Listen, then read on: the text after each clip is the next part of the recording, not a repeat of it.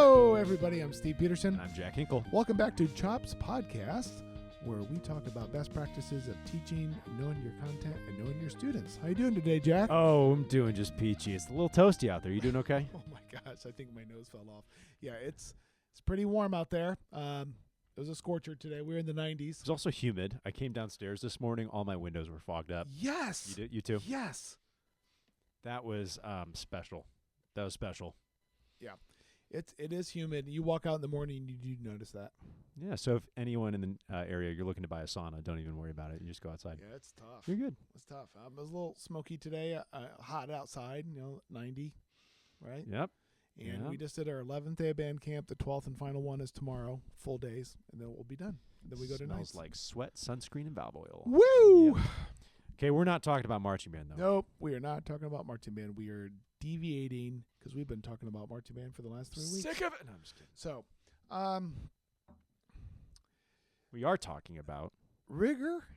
Rigor. We're talking about Rigor. I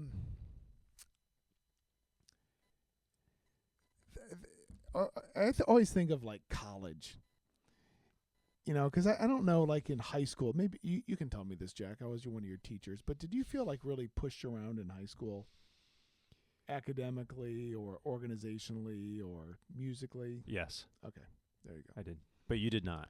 I did not. Did you have honors? You had honors classes, right? Yeah, but I was not in honors classes. Sorry, this is awkward now. Okay.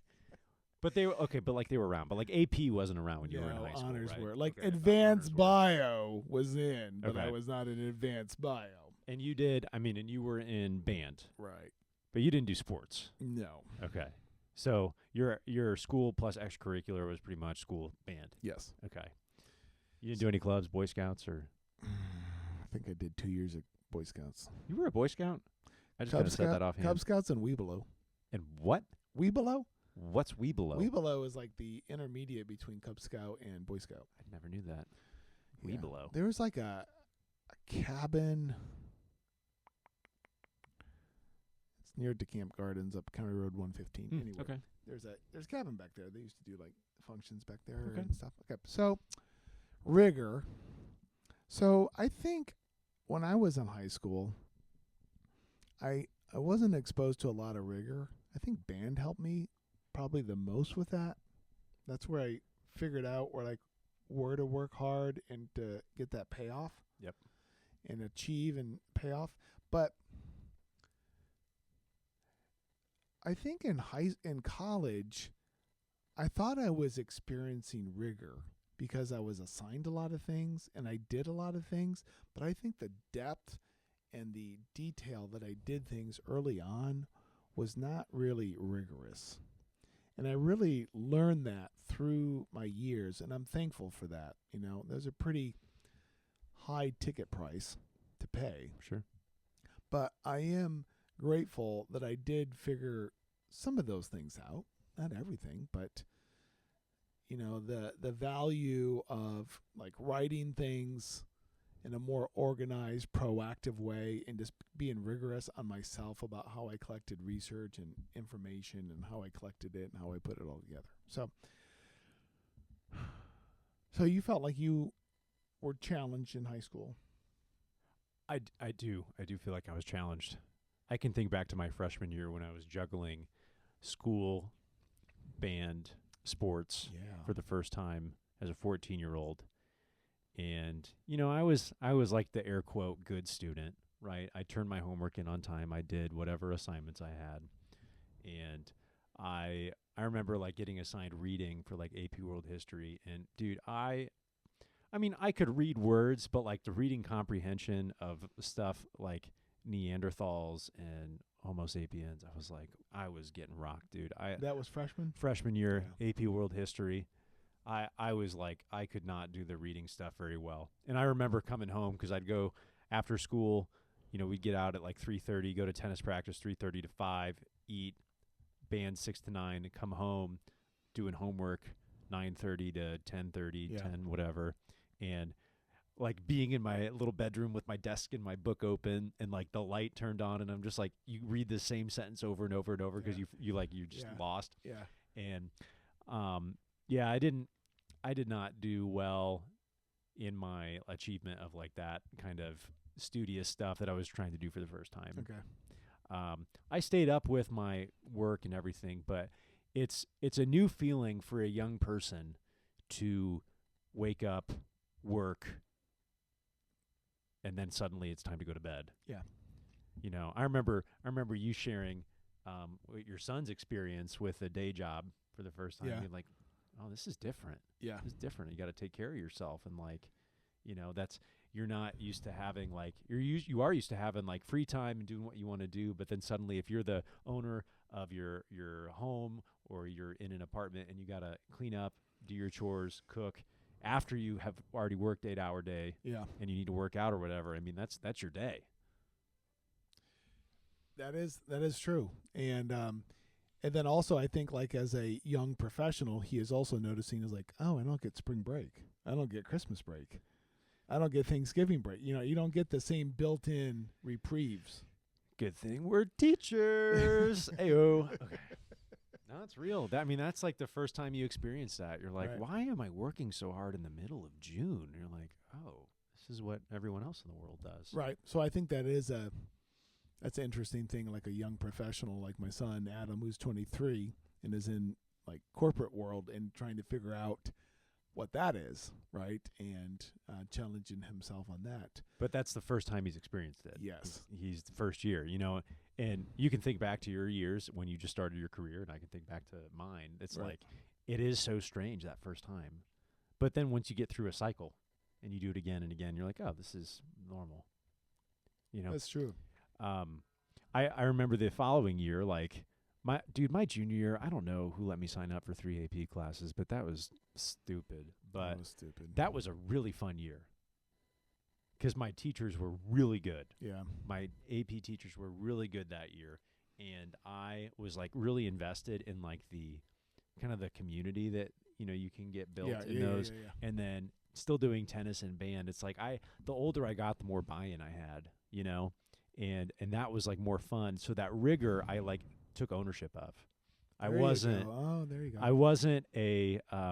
I wasn't oppressed by the rigor. I was unlocked. Oh, you were set free. That was a little too cliche, but That's good. yeah, once I took ownership of that, and I was like, this is like cool, and I get to do these things.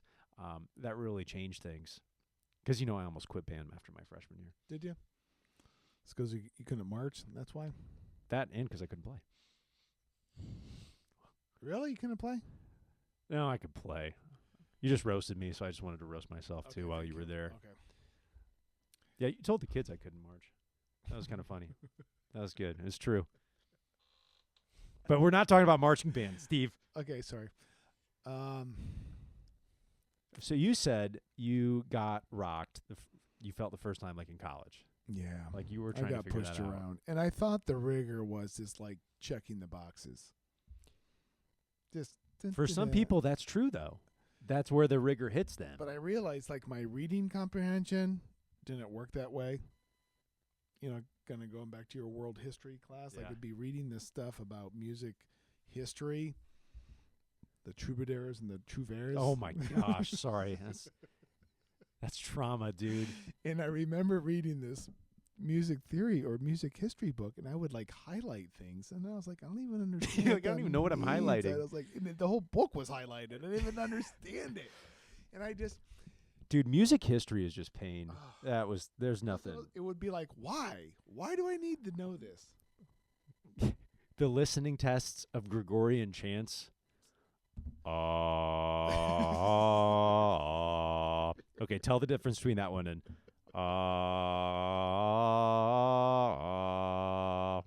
Dude, I remember locking myself into a practice room and putting the headphones in and be like, okay, is this from 1660 or is it 17? It was so Why is it 2 a.m.? Oh my gosh. We had to we'd go to the media center. Yeah, so you do all these like listening listening tests where we used to call it drop the needle because a lot of them would be on LPs and they would just like drop the needle and you'd have to tell where it is. So we'd go to the library and then get the records and then we go into the media room, the AV room, and then like burn a cassette off the album. But then like when you have a cassette and you're listening to all this stuff from 1500 and 1400, it's like it just all sounds the same. It all sounds the same. And it's like, and then you would try to cue it up, and you couldn't cue it up, so you never knew what you were listening to. But you had the playlist, and you're like, wait, is this it? You know, CDs made it a lot easier 10 years later because you could just cue it up. But gosh, those were frustrating. Well, you use those every day now, right? You're thinking about Gregorian chants every time you're teaching concert band. Every time. I think about that stuff all the time, just like the Roman Empire. Oh, I think about the Roman Empire more than I do about Gregorian chant. But yeah, I don't. I think about Gregorian chant when I think of Christmas carols like O Come, Emmanuel, and when you sing Angels We Have Heard on High, and you sing Glow, that's melismatic. That's melismatic. That's what I always think. That's the one word. One time we've used that word, melisma. Right. Yeah. Yeah. Multiple notes on the same syllable. Dude, I was in like a pretty good mood until we started talking about music history. And we'd just be like crammed together in someone's dorm room trying to go through that, and you're like, I remember this one tune called Como Potence, and it was like Como Potence, and they had like a bass drum and like jingle of a tambourine and people singing. I'm just like, Como Potence, and it's like, gosh, dude, I remember my professor talking about Kyrie eleison. You remember that? Yeah. He said that word so many times, I still don't know what it means. He's like, when we talk about the Lord Kyrie, have mercy. He had a southern accent. He was like, when we talk about the Kyrie eleison, it was actually kind of like French. It was like, it's beautiful. He was kind of a legend where I went to college. Okay, backing it on track here. That's Rigor, dude. That class was Rigor. But I feel bad for my 19-year-old self because I didn't really assert myself into the Rigor. You know, the Rigor. Into the Rigor. Like I didn't like totally jam on that stuff. I wish I would have. So how did you? Well, I think of you as a rigorous person now. Like you can cook with that stuff. But how did you get past that? Like, where was there a turning point? Yeah, there were some pretty low points. I think when I think these are all been said on Chops, but the one was like freshman year. I should have been writing a term paper the entire winter semester or spring semester or whatever, and they were supposed to help us guide and focus a topic. And I'm like sitting there in a study carol in my dorm on a Sunday afternoon, just like with a stack of books about the Roman Empire, because I was going to write a paper about the fall of the Roman Empire. Okay, think about that. The fall of the Roman Empire. By Steve Peterson. I'm sure I still have it somewhere. The fall of the Roman Empire. Okay. Why not the fall?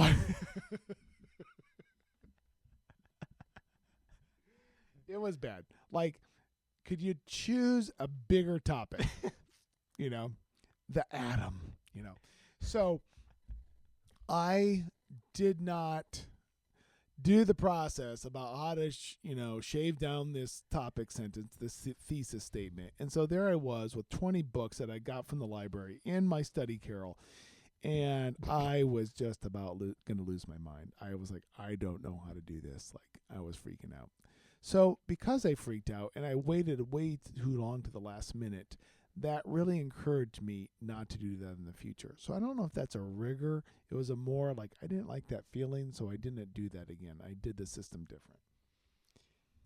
But some people function with that feeling. I know, and we've talked about that too. I don't get those people. If you're because we said somebody I'm very close to. Yeah. Right. Yeah. Yep. My wife can just like turn that stuff on and like do these beautiful projects, like super creative, very insightful. In the last day, I'm like, what? How do you do that? So I became more. My rigor was to go after it earlier in the process, and then making sure that my pacing was correct. That's one way I increased my rigor. The other one was my saxophone teacher, my applied saxophone teacher. His name was Bob Black, and we've talked about him before. But he was the first one that really, he's like, I'm going to teach you how to play the saxophone. do do do do do do. Oh Right? my gosh, all day long. Like that's, and he had this schedule, like what you do, and like this is how you do it, and this is how you do it, and I did that for like 3 years with him, and he totally changed my approach to the saxophone. Totally, but and he was kind of not a maniac, but I mean he was like very very good. I think he was kind of like more of on a prodigy level, and so he was obsessed with sounding great on the saxophone, and it was kind of infectious. But that like regular rigor. So the pacing of writing the paper, that was kind of a rigor. And then the regular structured part of it was important for the rigor. And not suffering. I don't want to use the word suffering. Struggling. I think struggling is important to feel. Yeah. Because that was probably one of the first times you felt a struggle when you play saxophone. I did. Okay. Back it up to beginning band. Yeah. We are giving kids instruments all at the same time. Some of those kids from beginning band all the way to high school will never need to practice. Right. And by that I mean every piece of music they're given, they can figure it out while they're in school. Right. Those kids never struggle. On their instruments? On their instruments, yeah. Those kids never struggle with, like, music. Right. And they struggle with, like, trying to keep a conversation with an adult. Because they're in a practice room all the time. it's true. It's right? true. But I'm thinking, like, because obviously we're talking about our own rigor, but the next step we want to go is what can we do for kids to help them with Right. rigor Right. in any discipline they're working in. But I think kids need to feel the struggle. Right. They need to feel a struggle with something. And that can be hard to manifest in a classroom with very differentiated abilities. Yeah. And, master teachers can make that happen. Right. Individualizing the lesson plan so every kid is pushed, that takes a lot of planning and a lot of intentional teaching. But if we can teach kids what it feels like to struggle correctly, I should say, Yeah. how to overcome that struggle, that's teaching rigor. Right. And sometimes I feel like there's a missing link. We give them rigor, we give them the struggle, but how are we helping them through that struggle with the rigor? And how are we teaching them to choose rigor, choose the struggle over the easy way out?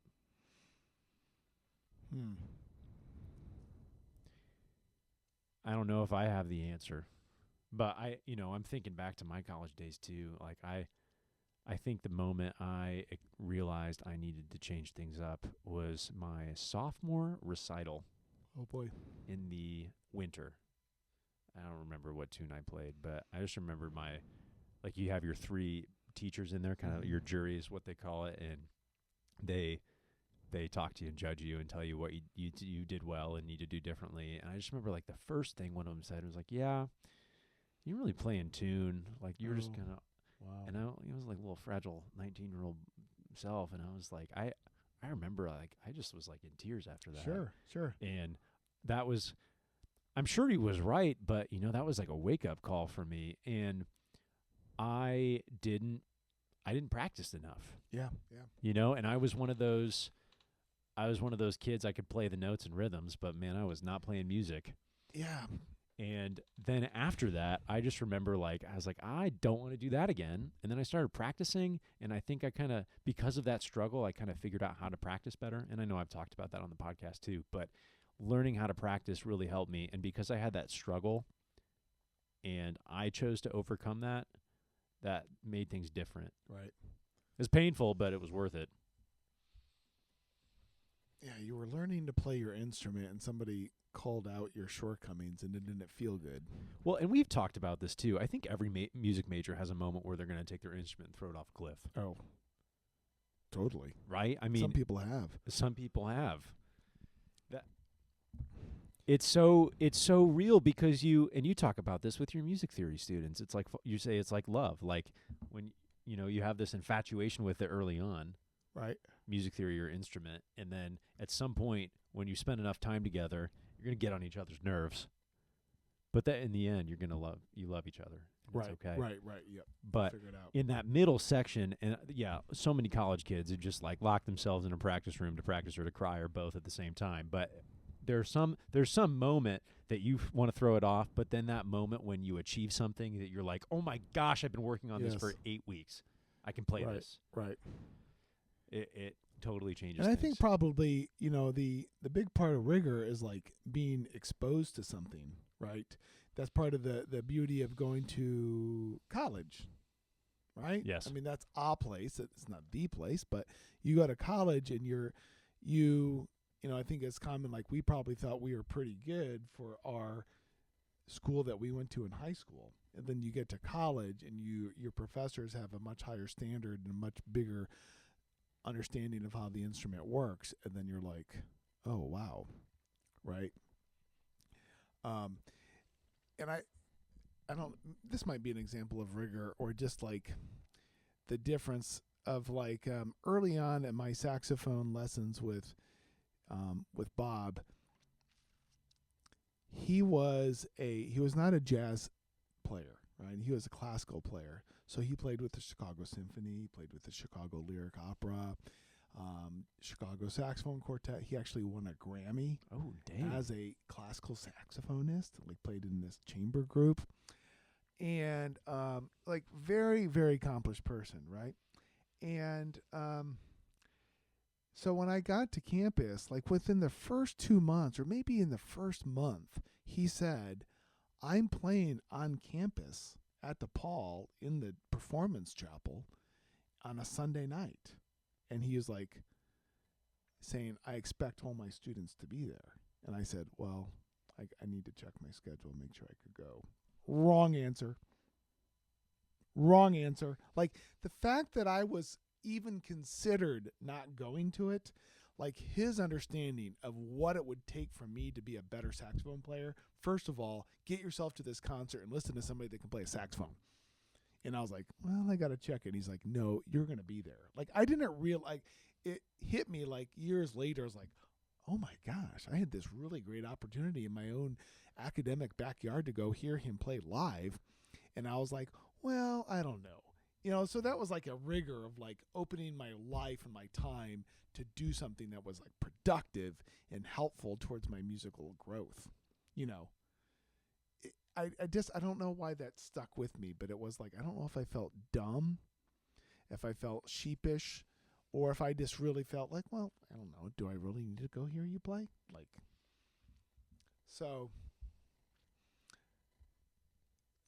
part of the rigor too is taking advantage of opportunities and resources that are near you.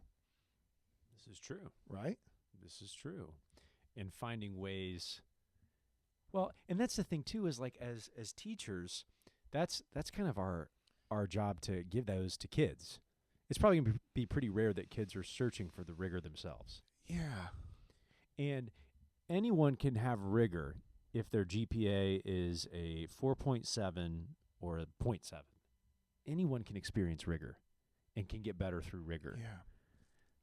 That's differentiated learning, and as much as we can do as teachers to find those moments and find those opportunities for each kid. And it's not always like content that's rigor. Sometimes Steve's version of this is like not a joke, this is legit. Uh-oh. Sometimes Steve's version of rigor in class is making a kid answer a question of the day. Am I wrong? No, that's true. That's true.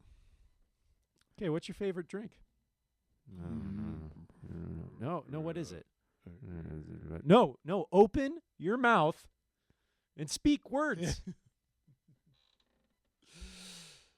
Because some kids, maybe some kids go through their whole day without speaking. Yes. It'd be pretty easy to, I would imagine, if you had the certain schedule. But sometimes it's that. Sometimes it is, a performance or a task or whatever. But there are opportunities for that everywhere. And if we're not giving kids rigor, we are not teaching. Right. And that I think that's really good that you said that there's opportunities for rigor like everywhere and with every kind of ability of student or adult, right? Ooh, or adult. Yeah. Adults Right. need rigor too. That's real. That's real. And the most beautiful thing you could do with rigor Beautiful. is assign it without the students knowing and have the students achieve it without Right. them knowing. Right? Right. If they think it's easy, boy, that's a win. That's a win. Or if it's fun, it's a bigger win. If it's fun. If it's fun. Rigor can be fun. Rigor can be fun. It can be. Well, then, yeah, it's more the like ownership of it. I just remember, like, I got more into like with writing papers. I don't know why I wrote so many papers, but I wrote a lot of papers. But the idea was that I got into the system of like how to write the paper, and then I liked doing the system and like checking it off and kind of being ahead of the chronological deadlines, and I liked how that felt. Then my writing did get better because my editing process was better because I had more time, and then my anxiety was better because I turned things in early. It's true. And then my success as a writer was better, and then my GPA was better. And that seems like a really good example of not easy but simple. Right. Because you created a process for yourself that was simple to follow. Right. So rigor can be simple because you created something that you found simple. Right. And better yet, you found like kind of appealing. Right. That's good. That's big. That'd be a wonderful gift to give to the kids. Right. A system. Yeah.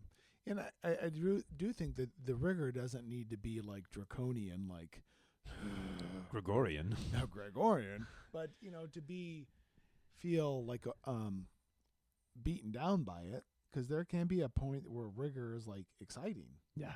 Right. Now we're in the time of the world where the Olympics are going on. Oh yeah. So men's gymnastics. like if you're gymnastics, rigor. That's not even rigor. If you watch, it's vigor. If you just watch that stuff, even if you're just watching the thumbnails, right, that come up on YouTube or whatever, or if you're sitting down like we've been watching it, each night, been watching some sessions of it. The amount of time that each one of those events takes, for how excellent it is, and how many hours they put in to make that skill happen. I mean, this is like the men gymnastics on the pommel horse. Like I just the amount of repetition and the strength and the concentration. The women's gymnastics and all these tumbling runs, the swimming, and just the calculation of like every stroke, and just like, oh my gosh, it is so intense. And that's probably why something like the Olympics is so entertaining to watch, because it's like on display, like years and years come down, they always kind of build up the moment, but it's like unbelievable. It's truly unbelievable. It is. You and watch it's like that the stuff, world's you're like, best athletes, and they're doing these crazy things, and then they're down to a fraction of a second or a fraction of an inch, and great stuff. And and I can't relate to a lot of that. That's not my thing. And you're right. All we see is, for some events, like 10 seconds. Yes. When there have been 4 years since the last event that they've been training for again. And all the things they didn't get to do or didn't choose to do because they were training. About their lifestyle, like where they lived, where they went to school, what they ate. That's where my mind went. I was like, I'd have to give up certain foods. Right. I'll be a band director. Who they were like in a relationship with. Like, I'm sorry, I can't date you now. I have to win a gold medal. So that's real. So, thinking of the Olympics too, like that, when those people are on the pedestals at the end, or when they aren't on the pedestals at the end, that's like an emotional moment. Yes. Like that's an understatement, obviously, but the emotions that they feel there, and that's the 10 seconds that we see on live TV. Yes. What are the emotions like, during their event? What are they like the night before? What are they like 2 months before? What are they like for the 3 years that they're training in the off season? You know, we don't see what is going on with that. And, you know, I'm going back to teaching. We see those emotions every day from kids. We see kids' emotions every day. And I'm wondering, like, I think the emotional puzzle piece is very heavily connected to the rigor and achievement puzzle piece. I don't know how or why. Right. But I think that if we can help kids manage emotion is too trite, but how we can help kids struggle, because they are going to struggle. Right. How we can help them, support them, push them, etc. I want to figure that out. Right. I want to figure out what they need, and it's not always going to be the same thing every day. Right. It could be a hug one day and a nudge the other. Right. Yeah, and like you said just a few minutes ago, the rigor is going to be different for every student, like how they're going to break through or what they want to accomplish. You know, for some of them, maybe like social, like getting the confidence to be present in class or to initiate a conversation or just to speak out in class. That'd be a good question of the day. Might do that tomorrow. Like, what's a goal for you this season or this year or today? What's a goal? That's good. Yeah, because we never know. You never know what kids are working on or what they want to work on. Right. That's true. Rigor. Oh, go opponents. Go opponents. I'm going to pull that up. Okay. Should find those papers and burn them. Maybe. I don't know if you have stuff. We should bring in some old documents and like read through them. That would be painful for everyone involved, but could be fun. It'd be funny though. I do still have some of those papers. I'm sure I have Why Music, Why Not Music. Why not music? That's lovely. Okay. Well, if you like what you hear, let's listen to it again. Okay. It is found Chops_podcast on Instagram and on TikTok. You can also find us on YouTube. Not too many people watch YouTube. Understandable. And then you can find it on Spotify and podcasts. The ads on these Apple. days, you know.